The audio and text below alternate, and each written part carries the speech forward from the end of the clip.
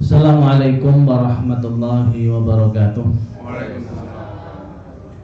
Hamdan syukranillah, salatan wa salaman ala rasulillah wa ala alihi wa ashabihi wa mawala wa la hawla wa la quwwata illa billah. Asyhadu an la ilaha illallah wa asyhadu anna muhammadan abduhu wa rasuluhu la nabiyya ba'dah. Allahumma sholli ala Muhammadin wa ala alihi wa ashabihi ajma'in, amma ba'd. Yang kami hormati Bapak Haji Umar Singgih, pimpinan ranting Muhammadiyah Panten Lamper, Pak Pur dan ibu-ibu sesepuh, bini sepuh, orang tua kami dan ibu-ibu yang muda-muda, termasuk mas-mas ini yang alhamdulillah semoga Pak Nasri. Terima kasih.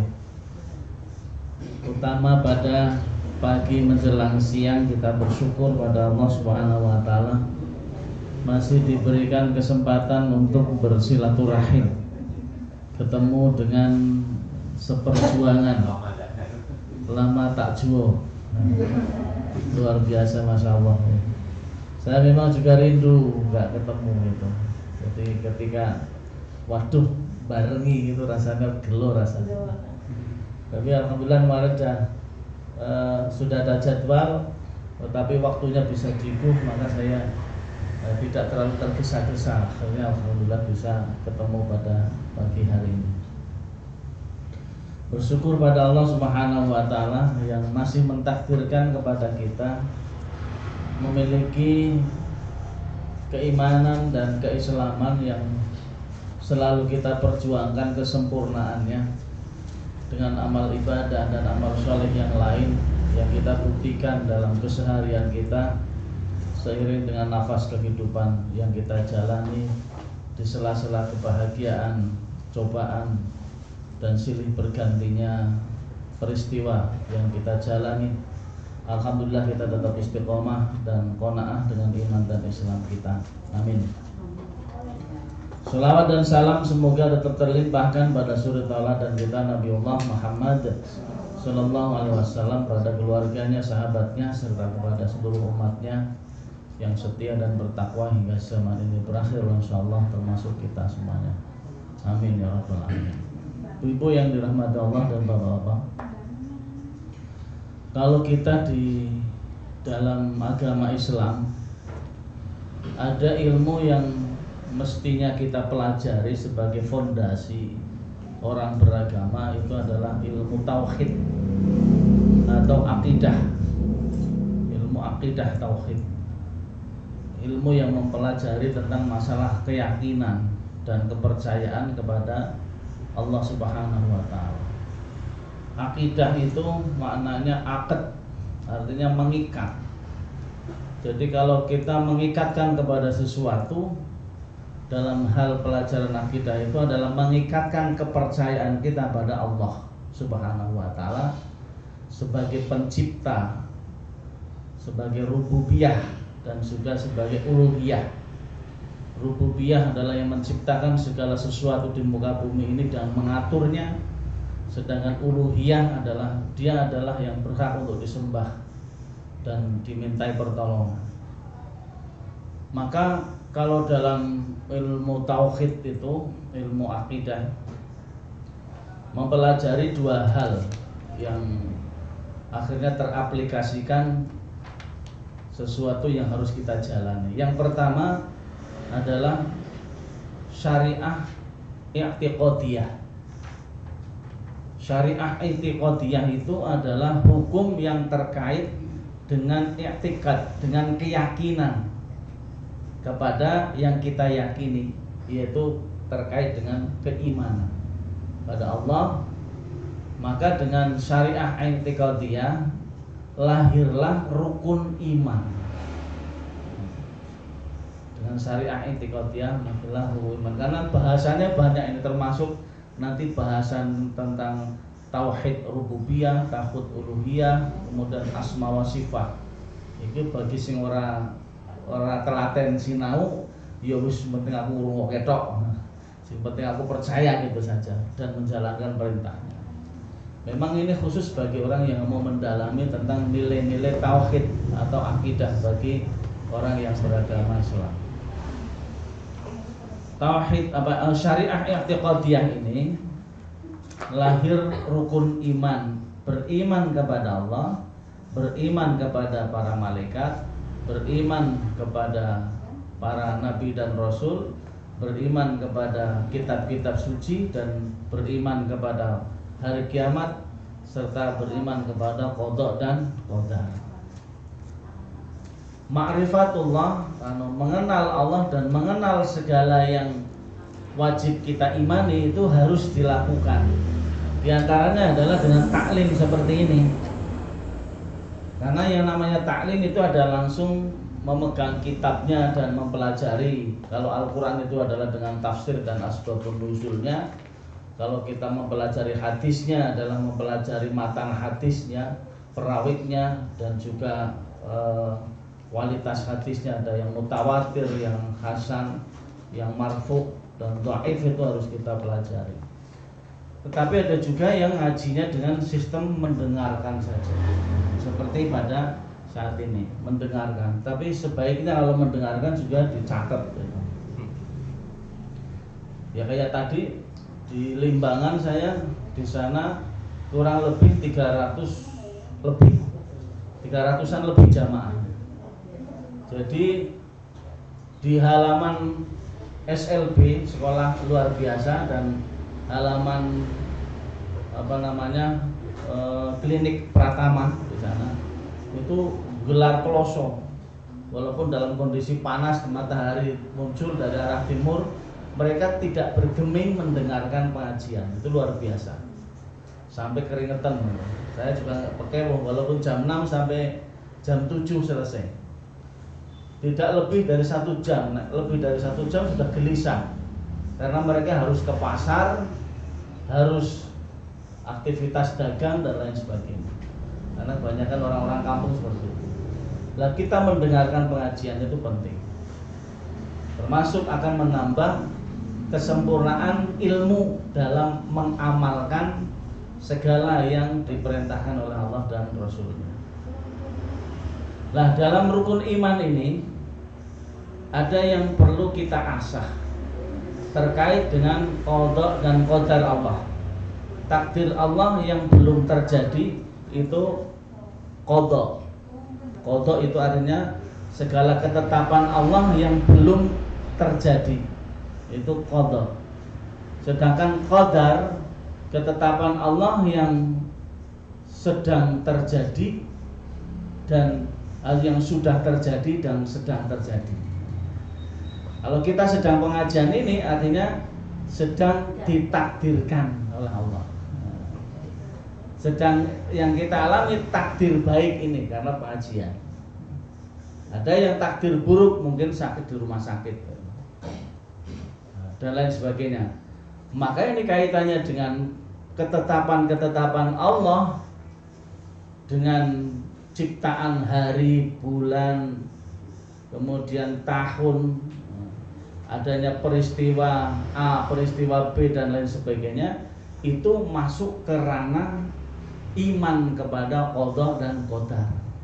Nah, nanti kita bahas secara berlanjut.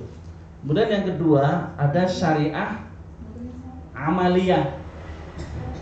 Syariah amaliyah itu adalah hukum yang terkait dengan perbuatan atau amal seseorang ketika beriman kepada rukun iman itu tadi. Jadi orang beramal itu fondasinya adalah syariah i'tiqadiyah itu tadi. Jadi syariah amaliyah berlandaskan kepada syariah i'tiqadiyah. Karena orang melaksanakan sholat harus niatnya karena Allah, karena beriman kepada Allah Subhanahu wa ta'ala. Sebagaimana doa yang mungkin pernah saya sampaikan di sini, doa yang disampaikan oleh Rasulullah yang mencerminkan dua hal tadi, mencerminkan syariah i'tiqadiyah dan syariah amaliyah. Doanya Nabi, Allahumma imanam bika wa tasdiqam bi kitabika wa wafa'an bi ahdika wattiba'an li sunnati nabiyyika Muhammadin sallallahu alaihi wasallam. Artinya begini, ya Allah ya Rabbi, aku melaksanakan tawaf, aku melaksanakan haji, aku melaksanakan sholat, aku melaksanakan puasa, menunaikan zakat, imanam bika. Jadi antara tadi sholat, puasa, zakat, haji itu syariah amaliyah. Tetapi syariah amaliyah dilakukan karena imanam bika, karena kita beriman pada Allah Subhanahu wa ta'ala. Nah ini yang mencerminkan ke sana. Wa tasdiqam bi kitabika. Nah ini juga mencerminkan keimanan kepada kitab.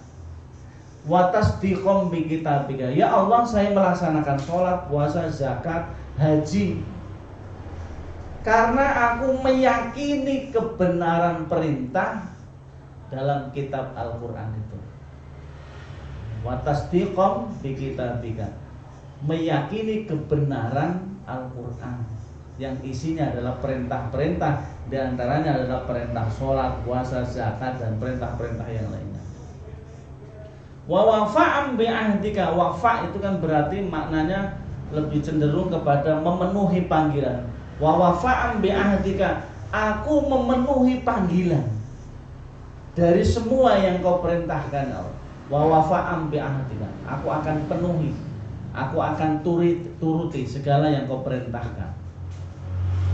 Kemudian wattiba'an li sunnati nabiyyika Muhammadin sallallahu alaihi wasallam. Itu mencerminkan beriman kepada nabi dan rasul, menunjukkan wattiba'an, saya mengikuti, ittiba, mengikuti dengan meyakini apa alasan-alasan kenapa saya harus mengikuti. Karena tadi beriman kepada rukun iman yang 6 itu, termasuk beriman kepada Rasulullah SAW.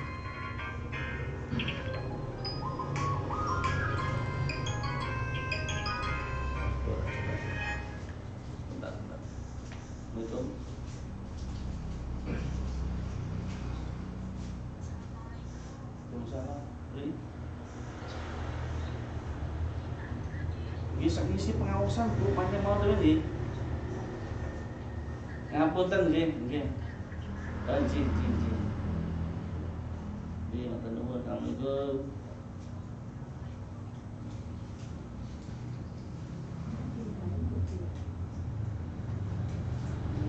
Oke. Jadi wattiba'an li sunnati nabiyyika Muhammadin sallallahu alaihi wasallam. Jadi apapun yang kita lakukan kaitannya dengan pengamalan syariah, syariah amaliyah itu harus disertai dengan syariah i'tiqadiyah. Semua yang kita jalani karena Allah, bersama Allah, karena mengharap ridhonya dan seterusnya, sehingga sempurnalah amal kita karena tidak terkontaminasi dengan sifat-sifat yang merusak. Apa sifat-sifat yang merusak? Musyrik. Sifat-sifat yang merusak adalah musyrik. Satu, musyrik ketidakikhlasan, kemudian pamer. Maka pamer ini atau riya itu termasuk bagian daripada syirik, perbuatan syirik kecil. Maka ibu-ibu yang dirahmati Allah Subhanahu wa taala, kaitannya dengan tema bulan Safar itu sebenarnya lebih syarat kepada bulan Muharram ya. Kalau bulan Safar itu kalau saya lihat itu tidak ada hal-hal yang membahayakan menurut pandangan orang Jawa, malah justru bulan Muharram. Bulan Muharram itu menurut pandangan orang Jawa itu kan bulan apa namanya Suro ya, bulan Suro. Padahal Suro itu kan diambil dari Asyura 10 Asyura. Jadi kadang sampai satu Suro berarti tanggal 1 dari 10 hari di bulan Muharram itu sebenarnya. 2 Suro sampai 10 Suro itu sebenarnya tanggal 10 dari bulan Muharram, bulan Suro. Kalau Muharram, makna Muharram itu sendiri berarti pantangan, atau Muharram itu tidak boleh melakukan sesuatu yang diharamkan. Kalau bulan ini penamaan bulan Muharram itu di situ tidak boleh melaksanakan perbuatan yang dilarang oleh Allah, termasuk berperang itu tidak boleh, menumpahkan darah itu tidak boleh. Itu bulan Muharram. Ya sejak zaman sebelum Islam itu sudah diharamkan untuk berperang sampai pada masa Rasulullah SAW. Sedangkan bulan Safar itu kan masuk ke urutan bulan kedua setelah Muharram. Safar itu adalah kebiasaan yang dilakukan oleh orang Arab. Safar itu artinya bepergian. Jadi bulan Safar itu kebiasaan orang Arab selama 1 bulan itu pergi untuk mencari nafkah atau berdagang. Jadi kebiasaan orang Arab itu bulan Safar. Jadi meninggalkan rumah untuk merantau, berniaga dan berperang ini boleh. Itu bulan-bulan Safar itu boleh berperang. Sehingga pemukiman kampung itu kosong dari bapak-bapak atau pria-pria yang dewasa. Jadi perkampungan itu tidak ada atau kosong kecuali anak-anak dan ibu-ibu. Karena semua yang laki-laki dewasa itu berkeluar dari perkampungan untuk berdagang. Itu bulan Safar. Maka nanti akan masuk bulan Rabiul Awal. Rabi itu berasal dari kata Arab rabi, menetap. Ya, kalau Rabiul Awal berarti kan menetap yang pertama. Maka bulan Rabiul Awal itu adalah lanjutan dari bulan Safar. Setelah mereka bepergian selama 1 bulan, pergi untuk mencari perniagaan atau berdagang, maka pulang ke kampungnya untuk menetap yang pertama selama 1 bulan. Maka di bulan ini ya, di bulan ini banyak peristiwa-peristiwa yang terjadi. Di antaranya adalah lahirnya Nabiullah Muhammad SAW pada bulan Rabiul Awal. Kalau bahasa Jawa nih ya mulut, maulidan, hari kelahiran Nabi. Rabiul Awal itu berasal dari kata menetap. Jadi menetap di bulan yang pertama kalau bulan Rabiul Awal. Kalau menetap bulan kedua berarti Rabiul Sani atau Rabiul Akhir. Jadi menetap kaum laki-laki untuk terakhir atau penghabisan. Kemudian Jumadal Awal berasal dari kata Jumadi. Jumadi itu kering atau kemarau. Jadi nek ana sing jenengane Jumadi itu lahir bulan kemarau. Nek lahir bulan apa? Usum rendeng ketoke keliru lahir. Ya karena dari penamaan itu dalam bahasa Arab itu Jumadi itu artinya kering atau kemarau. Kalau Jumadal Awal berarti kan musim ketiga awal. Jadi karena bulan ini merupakan awal musim kemarau gitu, dimana mulai terjadi kekeringan. Tapi nang Arab yo kering terus kok. Kemudian Jumadil Akhir berarti kemarau musim penghabisan atau Jumadis Sani. Ada yang menamai Jumadil Awal, Jumadil Akhir, ada yang menamai Jumadil Ula, Jumadis Sani. Sami mawon ini. Kemudian Rajab. Rajab itu artinya mulia. Disebut Rajab karena bangsa Arab pada zaman dahulu sangat memuliakan ini, antara lain dilarang berperang, termasuk tadi Muharram. Muharram nggak boleh berperang, termasuk bulan Rajab. Rajab menurut kita. Kemudian Sya'ban. Sya'ban kalau kita menamai apa? Rewah. arwah, karena menurut kepercayaan mereka itu ya para arwah-arwah itu udah pulang nilai anak putu. Wallahu a'lam, itu kan sopo sing gawe pengumuman ngono ki ora ngerti. Tapi dalam Islam itu mah enggak ada. Sampai hal-hal takhayul dan khurafat itu muncul karena di dalam ajaran-ajaran Islam semua hari, semua bulan diciptakan oleh Allah adalah untuk kebaikan. Tetapi yang perlu kita renungkan kaitannya dengan qada dan qadar itu tadi, Allah melalui Rasulnya menyampaikan melalui Rasul bahwa manusia diciptakan itu penuh dengan cobaan. Memang takdirnya begitu. Manusia ditakdirkan untuk menghadapi berbagai cobaan ujian yang menyenangkan, ujian yang membahagiakan, ujian yang menyusahkan, ujian sing marakake putek pikir yang ngasih kremut-kremut. Urusan biaya anake oke misalnya. Itu ujian. Tetapi manusia diberikan oleh Allah suatu kenikmatan, yaitu rasa untuk menyelesaikan masalah. Maka akan muncul sesuatu yang membahagiakan karena ada nikmat-nikmat yang Allah curahkan atau Allah takdirkan kepada manusia supaya manusia bisa merasakan bahagia dan juga bisa merasakan susah.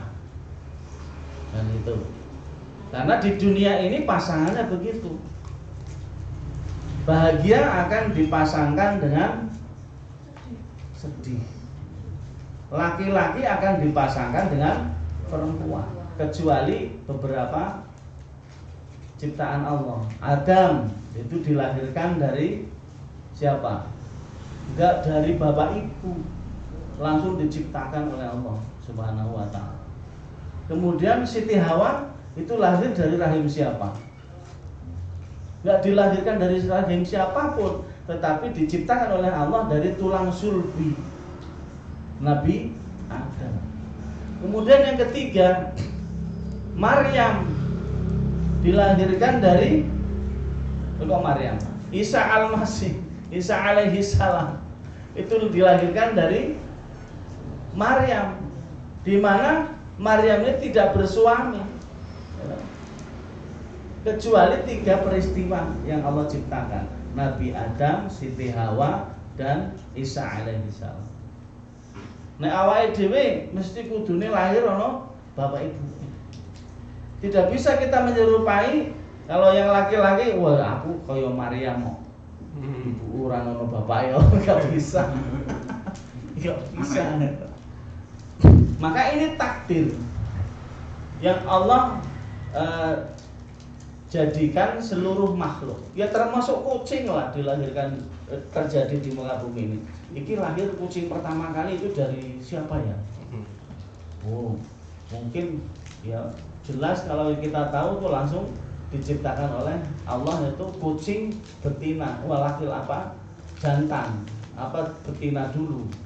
Atau langsung diciptakan betina dan jantannya. Itu nanti akan melahirkan kucing-kucing berikutnya.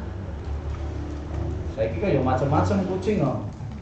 Anggura, kucing desa, kucing alas. Terus kalau masuk ayam, nggak usah diperdebatkan duluan ayam atau duluan telur. Ya nggak mungkin lah telur dulu.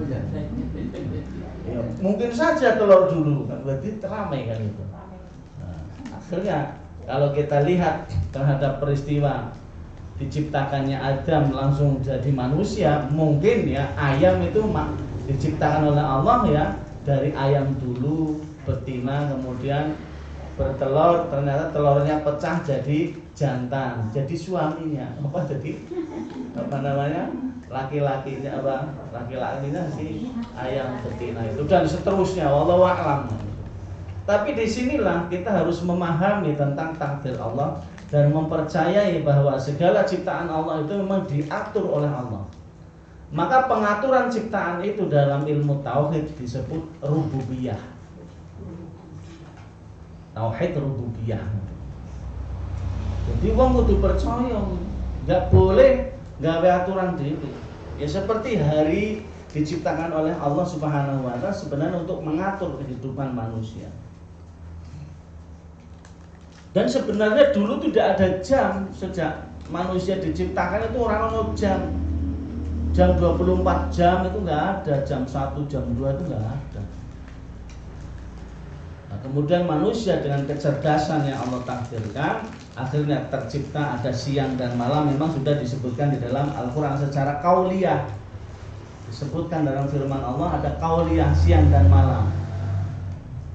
Malam itu sebagai selimut tempat kita untuk istirahat. Kemudian dengan adanya waktu siang sekian jam, waktu malam sekian jam, akhirnya ada waktu yang namanya 24 jam. Kemudian dihitung siang hari kalau di daerah tertentu siangnya sekian jam, malamnya sekian jam. Lama-lama satu hari satu malam jumlahnya 24 jam. Kalau 1 tahun 360 yang hitung manusia. Menghitung manusia 360 hari. Itu ciptaan yang memang harus kita memahaminya. Maka ya hari-hari yang diciptakan oleh Allah Subhanahu wa taala dengan maksud adalah untuk mengatur kehidupan manusia. Karena waktu siang adalah untuk bekerja, waktu malam untuk istirahat. Tetapi zamannya berubah. Ada juga yang siang untuk tidur, malam untuk kerja. Ada juga yang seperti itu. Kemudian Rajab artinya mulia, Sya'ban artinya berkelompok. Karena orang Arab pada bulan ini banyak yang berkelompok mencari nafkah bareng-bareng. Kemudian Ramadan. Ramadan itu yang artinya panas terik. Ramadan itu artinya banyak peristiwa yang terjadi pada bulan Ramadan. Turunnya Al-Quran, malam Lailatul Qadar, termasuk perang Badar itu yang menang, itu ditakdirkan oleh Allah. Kemudian bulan Syawal artinya kebahagiaan, kembali manusia ke fitrah. Kemudian Zulqa'dah, Zul itu artinya pemilik, Qa'dah itu duduk. Maka bulan Zulqa'dah ini orang-orang Arab itu, karena dari zaman ke zaman itu ada bulan yang namanya Zulhijjah. Maka menjelang bulan Zulhijjah itu orang-orang Arab itu banyak yang kongko-kongko di rumahnya. Bahkan tidak berada di rumah, tetapi pergi dari rumah. Orangnya santai-santai. Jadi bahkan kalau bulan Zulhijjah, bulan Zulqa'dah, pertengahan Zulqa'dah, itu mereka harus pergi dari rumahnya karena rumahnya ditempati para jamaah haji. Maka kalau orang Arab yang punya rumah di sana yang disebut dengan maktab, sekarang istilah maktab itu dirubah menjadi markas. Maka orang Arab menyewakan rumahnya ke muasasah, ke panitia penyelenggaraan haji yang dikelola oleh pemerintah. Yang sekarang bukan muasasah lagi namanya, sudah menjadi muasasah syarikah. Jadi sudah semi bisnis, sudah cenderung kepada bisnis haji dan umroh. Karena semakin bertambah biayanya. Maka ketika orang Arab satu musim haji rumahnya disewakan, itu bisa untuk 2-3 tahun hidup tanpa kemana-mana, ungkang-ungkang sikile nomor duit. Itu orang Arab itu orang kepenak jadi wong Arab ae ngono nek duwe hotel. Wah sekarang aja Indonesia kepengen punya hotel di sana nggak bisa tapi larang hanya punya hotel ya, tapi nggak bisa beli tanahnya. Karena tanah itu milik negara, nggak bisa dijualkan ke orang asing luar negeri itu, bisa. Tapi nah Indonesia ditolong Cina, malah ditawak-tawake, akhirnya kok Indonesia orang di tanah loh. Nah bulan Zulhijjah adalah bulan haji. Inilah bulan-bulan yang memang Allah takdirkan untuk mengatur kehidupan manusia. Bulan Safar itu lebih cenderung orang tidak di rumah.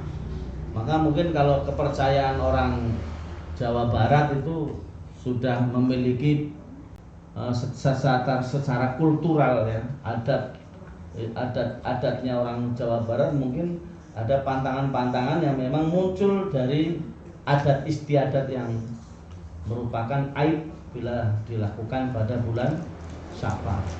Tetapi yang syarat sekali rata-rata di seluruh Indonesia, utamanya daerah Jawa itu ya bulan Muharram itu, bulan Syuro itu.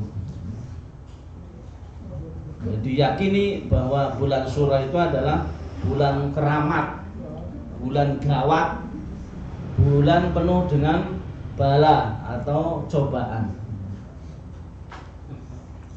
Ya, atau gugon tuton ya, istilah Jawa ya, penuh dengan tahayul dan syarat dengan berbagai tradisi di sana.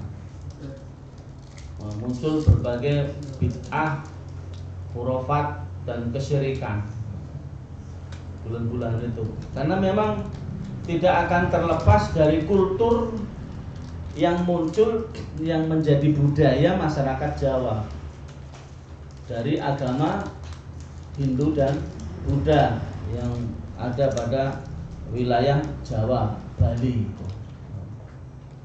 Maka ajaran Islam tersebar di Jawa ini untuk menghilangkan tradisi yang sudah mengakar, mendarah daging itu sulit. Bahkan sampai dengan sekarang masih orang-orang Jawa itu menentukan arep ngantenan bae iki dina Setu, wah entuk ngantenan Setu. Maksudnya padu calon besan berdua itu padu berdebat tentang masalah hari yang baik. Mereka mempunyai konsep yang berbeda-beda. Akhirnya pertempuran perdebatan yang seperti itu rasidul mantu. Repot juga toh. Perdebatan yang tidak mendasar itu terjadi itu. Kenapa? Antara yang dari laki-laki itu dari Jawa Barat, yang perempuan dari Jawa Tengah. Wah, sama-sama mempunyai tradisi adat, yaitu mempertahankan adatnya. Wah, foto-foto atose, akhirnya harus itu mantu. Bisa enggak? Nah, iya, ada yang seperti itu memang. Akhirnya harus mantu, tapi ada yang memang nekat. Oh, kuwi. Nah, misalkan ya, engkau nanti terjadi kaya wong arep dandani omah bulan Syuro, bulan Muharram. Lho duwene duit saiki ya. Nah ditunda-tunda meneh kok dadak duwite kanggo. Akhirnya dadi bismillah, undang Pak Kiai kok ndonga. Gawe pondasi tanah untuk bangunan itu, akhirnya ya undang tangga teparo kon melu ndongake. Alhamdulillah. Rumah itu dibangun sampai di tempat tinggal enggak ada masalah. Ya termasuk ono sing arep sunat. Ojo sunat bulan Muharram. Nanti ora iso kekethok. Ngomongnya sapa? Al-awuru. Nah, itu namanya dalile al-awuru minal tersesat. Nah, ngawur kuwi yo. Ya nyatane bulan Maulid ya bulan Muharram itu juga ada yang menikah, juga ada, enggak ada masalah.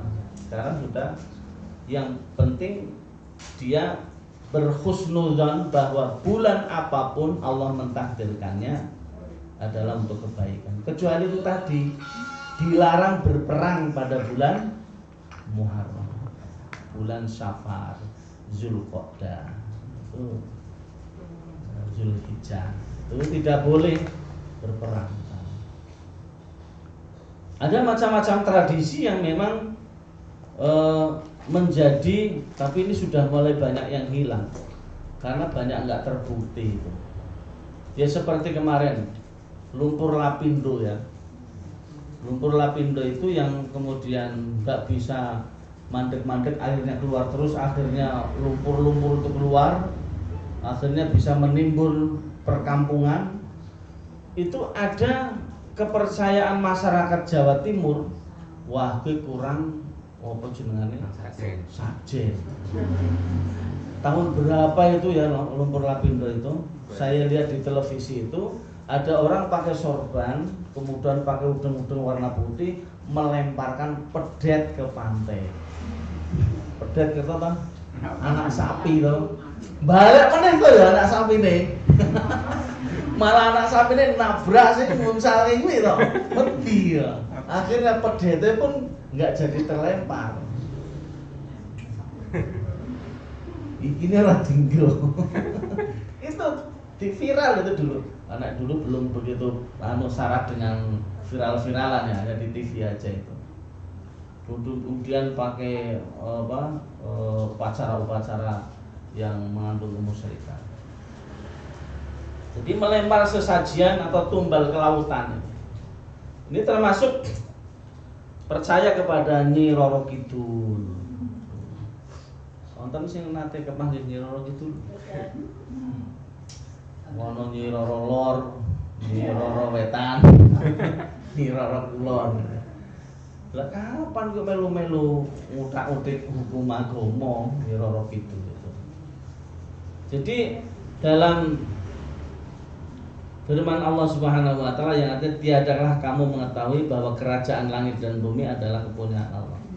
Dan tiada bagimu selain Allah seorang pelindung maupun seorang penolong.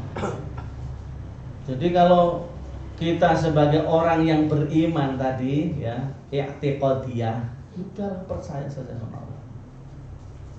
Sampaikan doa kita kepada Allah Subhanahu wa taala, kemudian tetap kita ikhtiar dan tawakal kepada Allah.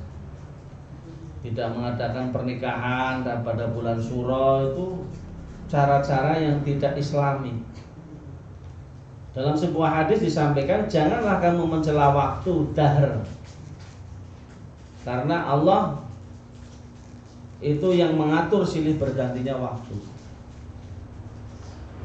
Jadi nggak usah percaya. Dino setu ora entuk niliki wong loro misalnya. Kan tahu? Ojo nek kowe loro, ojo mulih dina setu. Nek kepepete mulih dina setu kudu ninggali duit ning ngisor bantal rumah sakit. Iki sing kerja rumah sakit. Ada, saya pernah menemui ketika anak saya itu yang nomor 3 itu nginep di rumah sakit Romani itu, ada duit 500 kensreng sama 100. Ninggali mau 500. Aku nembatin ninggali mau 500 ngopo? Ninggali 5 juta apa kan bisa membayar dokter.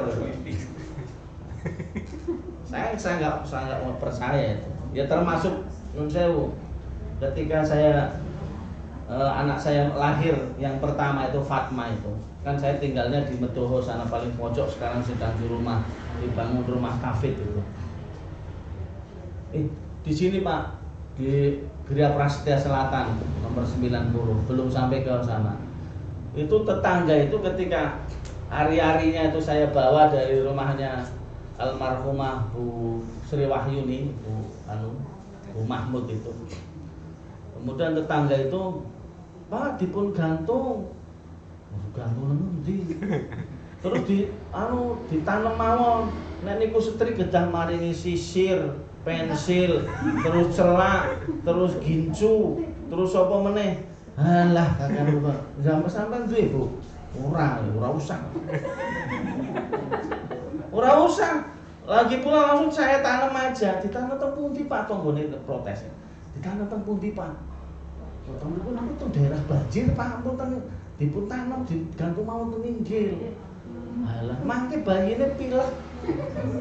Wah, tetap tak tanam saja di depan rumah itu. Terus memang terjadi banjir. Daerah sana kan banjir ya, Gria Prasetya sana kan banjir. Nyatanya anakku ora pilek kok. Si pilek bojoku. Gara-gara apa? Ngombe es. Akhirnya saya nggak percaya belas, dari dulu tuh saya nggak percaya hal-hal yang seperti itu. Kemudian ketika sudah di Medoho juga begitu, Pak, dipun tanam teng pundi? Niku mangke nek anu dipilek, Pak. Alah mboten, Bu. Akhirnya saya ngimpun mangke kula tanam teng mriku. Lebar kuwi kon ngeki sentir lampu. Alah, wonten terang wis ana lampu kok dikeki lampu ngono. Anu nerangi sapa? Mangke mbok anu, Pak. Ngono apa? Peteng. Jelas ta orang pantulan lampune ya peteng. Sampai dengan lahir anak yang keempat saya enggak belas ora percaya. Percaya hanya sama Allah Subhanahu wa taala. Terus sampai ilmu-ilmu yang tersesat itu jangan sampai diberitakan kepada anak-anak cucu kita. Orang usah percaya.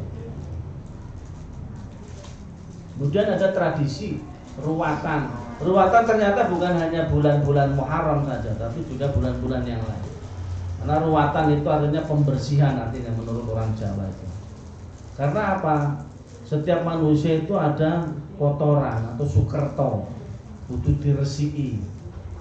Ada kriteria yang wajib diruat anak yang lahir. Kedono kedini yaitu lahir sepasang putra putri. Dan dua anak lanang karo wedok itu kudu diruat. Kira kemudian kan dadi ruwet. Pemane kudu nanggap wayang, sakit nanggap wayang pirang juta? 15 juta enggak boleh, enggak bisa. 100 juta paling murah itu 50 juta. Suruh mangkat kaji. Kemudian sedang kapit pancuran, yaitu jika lahir satu putri diapit 2 putra dan 2 anak telu. Sing baret putra, nomor loro putri, ragil putra lagi. Main ora diruat kok gawe meneh. Dadi papat. Kemudian untang-anting, iki nek lahir siji tok, lanang apa wedok, itu kudu diruat. Nah, menurut keyakinan mereka, orang yang lahir seperti ini akan menjadi mangsa empuk Bathara Kala.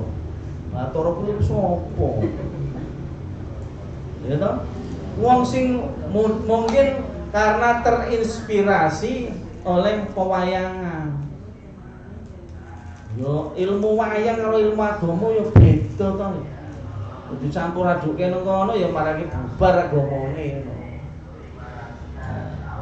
Inilah kita sebagai seorang mukmin yang kafah, seorang muslim yang kafah, yang menyeluruh tadi, yang i'tiqadiyah, yang amaliyah, yang lurus hanif, tidak terkontaminasi dengan kemusyrikan. Mana-mana. Karena ternyata yang akan bisa menghapus amal soleh dan amal-amal ibadah yang sudah kita lakukan adalah musyrik, mensekutukan Allah Subhanahu wa ta'ala, atau percaya kepada selain Allah yang kaitannya dengan keyakinan, keimanan. Itu enggak boleh, karena akan menghapuskan. Itu ngeri. Kalau terjadi manusia yang memiliki sifat dzalimu li nafsi, di dalam surat Fatir ya. Dalam surat Fatir ayat 32 itu di sana disebutkan oleh Allah Subhanahu wa taala bahwa ada 3 karakter manusia dalam mensikapi ketaatan kepada Allah dan Rasul-Nya. Surat Fatir. Maka Bapak Ibu sekalian yang dirahmati Allah, kita tetap harus yakin bahwa hari-hari yang diciptakan oleh Allah adalah tinggal tergantung bagaimana kita berbuat baik di hari itu.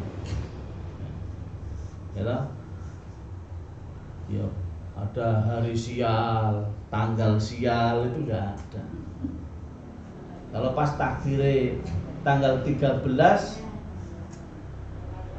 bulan tahun 2013 dulu kan ada peristiwa, ada berita akan terjadi kiamat. Terjadi, ternyata nggak ada. Tahun 2013 tanggal 13 ya tahun di sini. Ya. Nah, itu nggak ada. Ngalap berkah. Karena yang ngalap berkah itu juga kelera-keliru. Ya termasuk terjadi di Keraton Solo sekarang masih ada toh.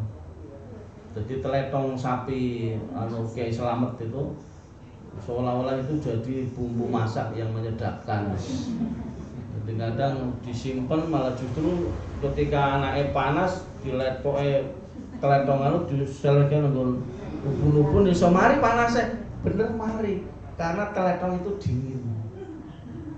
Diseleke ubun-ubun mari. Takdir gitu tuh karena teletongnya.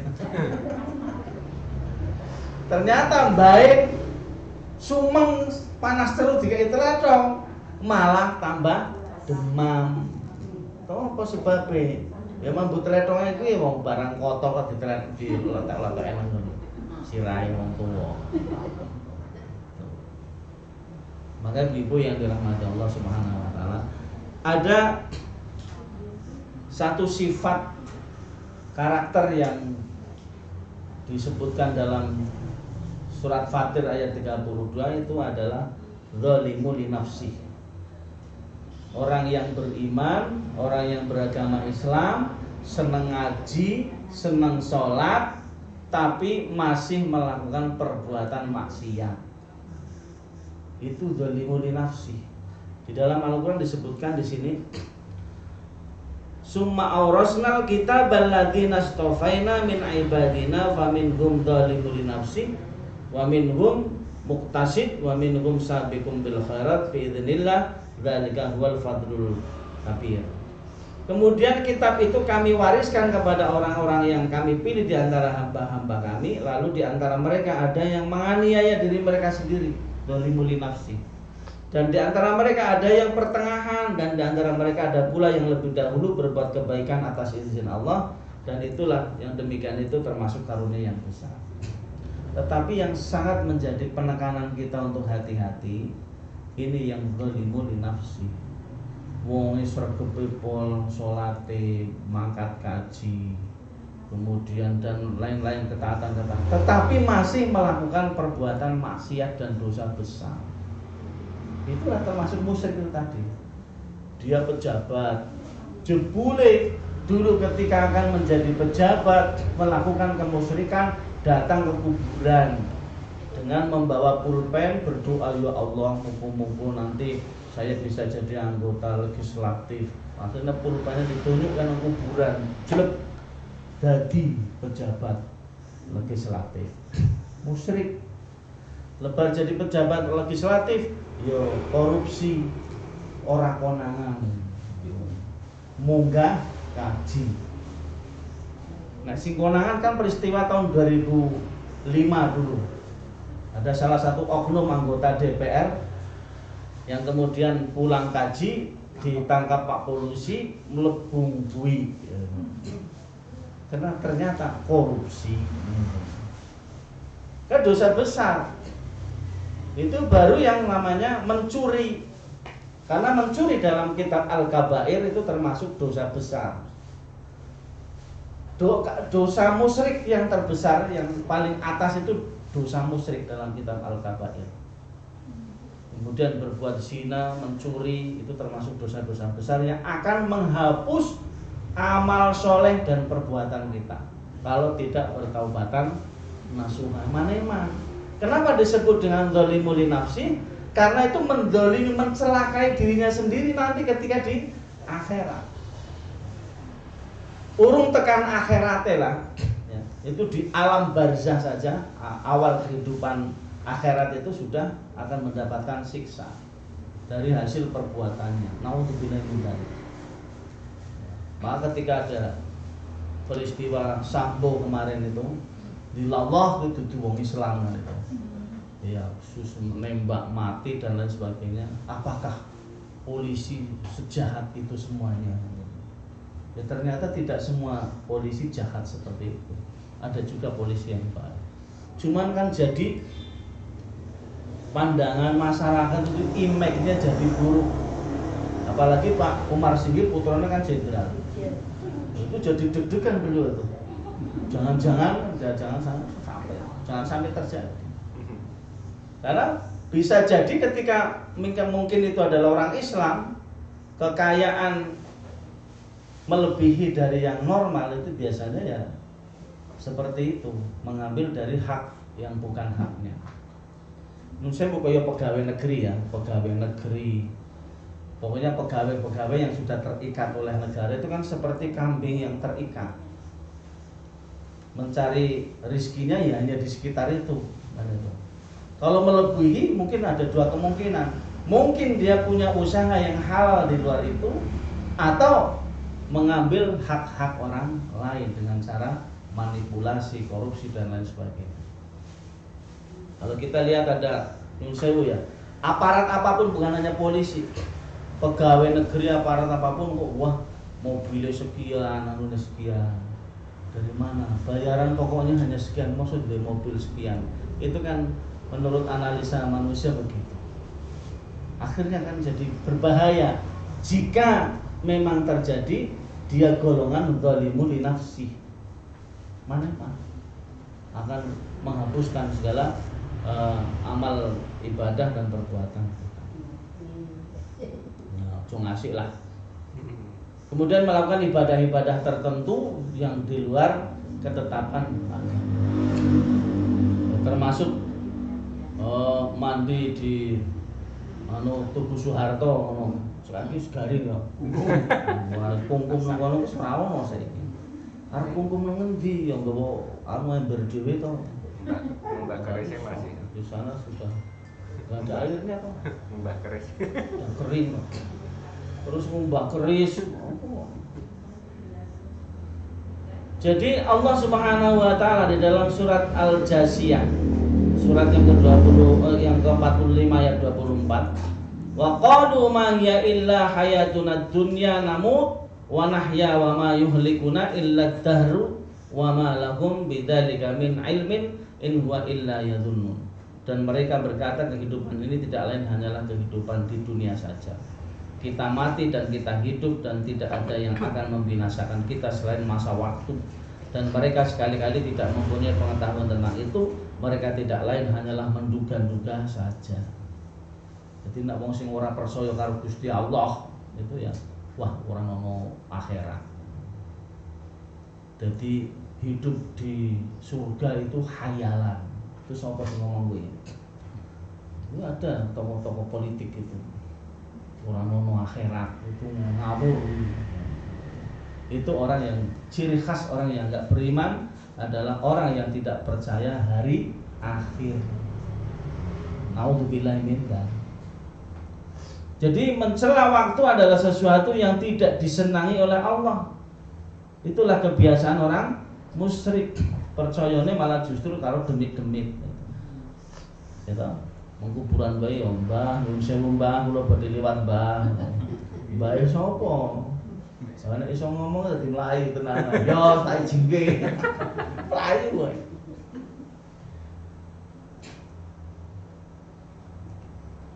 Ya, dalam sebuah hadis riwayat Muslim, qala Allahu azza wa jalla yudini banu Adam yasubbud dahra wa ana dahru uqallibul laila wan nahar. Allah azza wa jalla berfirman, aku disakiti oleh anak Adam.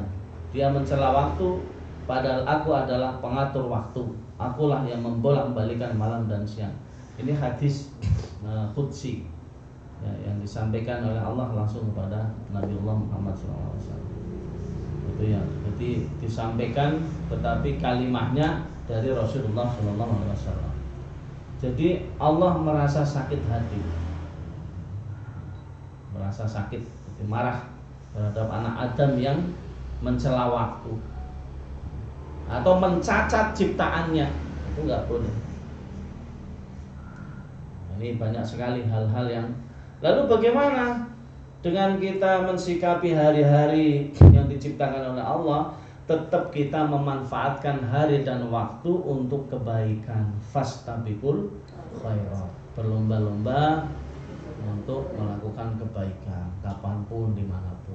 Termasuk hari ini penjenengan rawuh di majelis taklim yang sudah usianya melebihi dari usia jamaahnya. Ada mungkin tahun berapa lahir?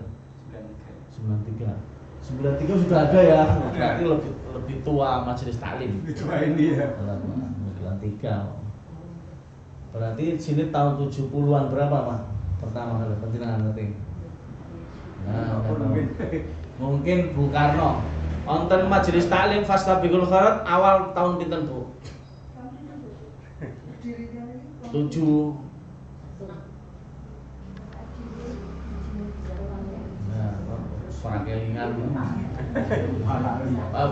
Pokoknya pun suwe. Soalnya saya awal kesini itu tahun berapa? 96 ya. 96-97 saya kesini. Bergabung dengan Suwargi Bapak Suratman Suryani Projo tahun 96-97. Saya masih unyu-unyu di sini. Kelingan di Plekoto kan ngisi kultum rasanya keringetan gobios ya. 80-an ya. Tahun 90-an saya 97, 98. Kemudian 85-an ya. Berarti urung lahir. Saya masuk ke 81. Ya. Ini harus kita makmurkan majelis taklim yang seperti ini.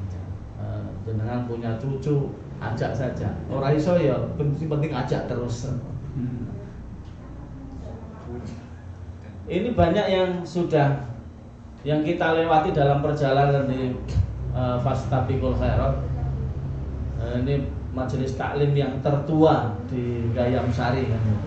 Itu kan unda-undi dengan yang di Masjid Halmahera. Unda-undi dengan yang di sana, Masjid Halmahera. Maka Bapak Ibu sekalian yang dirahmati Allah, ini perlu kita lestarikan dan kita makmurkan majelis taklim yang kita miliki ini dengan mengajak dengan jamaah yang lainnya. Apalagi nanti ini kita akan ada membangkitkan kembali pimpinan-pimpinan ranting dengan membangkitkan kembali kegiatan-kegiatannya. Jadi alhamdulillah perlu saya sampaikan bahwa di pimpinan cabang Muhammadiyah Gayam Sari itu sudah mempunyai kantor yang representatif di sana. Sudah jadi satu kantor pimpinan cabang Muhammadiyah, Aisyah, kemudian Orto Pemuda Muhammadiyah, Aisyah, Nasihatul Aisyah, kemudian ada Pokam, ada kantor layanan Lazis. Penjenengan mau zakat gak usah kemana-mana, langsung ke kantor layanan Lazis di Jalan Medowo Sruni.